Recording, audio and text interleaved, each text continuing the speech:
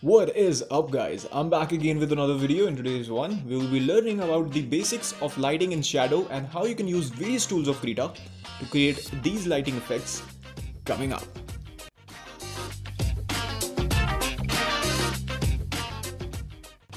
So before starting off with the video, a quick disclaimer that this video will be divided into two parts. One will be a theoretical part and the second one will include the practical application of those theoretical knowledge which I will be sharing with you guys. So there will be timestamps in the description if you just want to skip this theoretical part which I'm going to cover at first, so that you don't actually have to go through this boring stuff. If you're here just to learn how you can create lighting and shadows, just skip to this timestamp and you're good to go.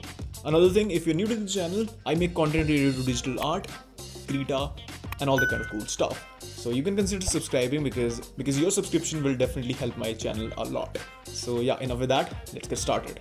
So starting off with the shading theory, the main reason to add lighting and shadows in your scene is primarily to add life and much more story to your scene. Basically, usually scene with red colors or red lighting depicts rage, aggression, violence, speed and energy.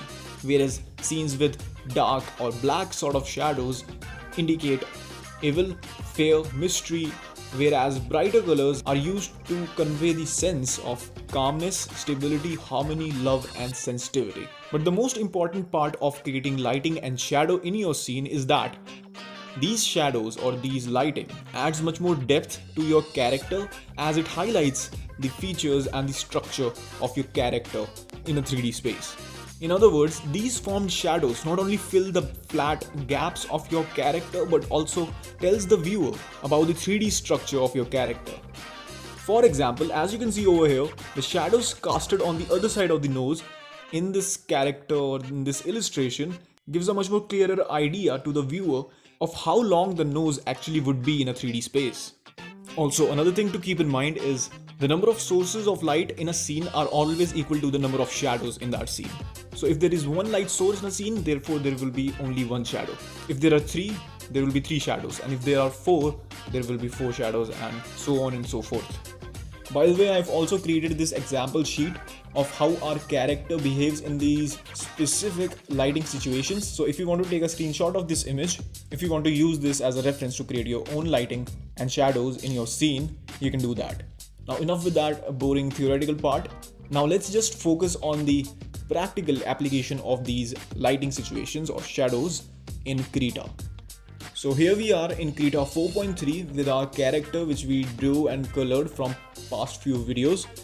If you don't know anything about coloring or creating digital art, I'll be providing a link in the description as well as an annotation somewhere over here so that you have a better idea where we actually are and how we actually got here. So in order to get a separate layer for making our lighting and shadows, basically shadows, we need to go to our flat art layer, which is a basic layer which we just created and named it flat art, in which we actually previously added a colorized mask. So simply go over to this layer, press the right mouse click. Now from here, just go to the group and choose the quick clipping group. So basically adding a group mask or a quick clipping group will allow you to color within the already colored portions of the painting. And it will also prevent us to spill the color outside our outline. So as you see, I applied this black color using the freehand path tool. You can use any brush, whichever you're comfortable with.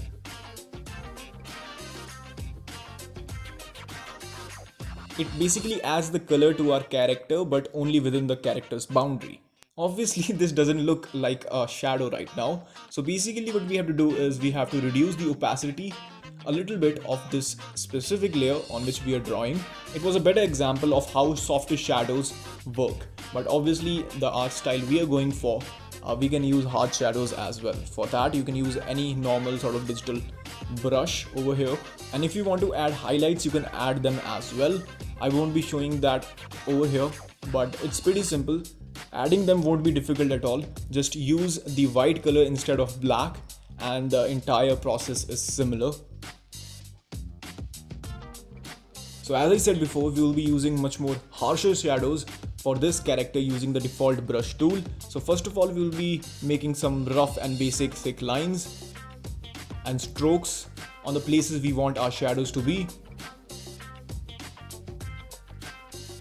Then we will end up erasing a little bit of shadows here and there to get a much more clearer shape and get a basic idea of how our character would look in a 3D space. From here I will be basically time-lapsing the entire process because it's pretty much the same.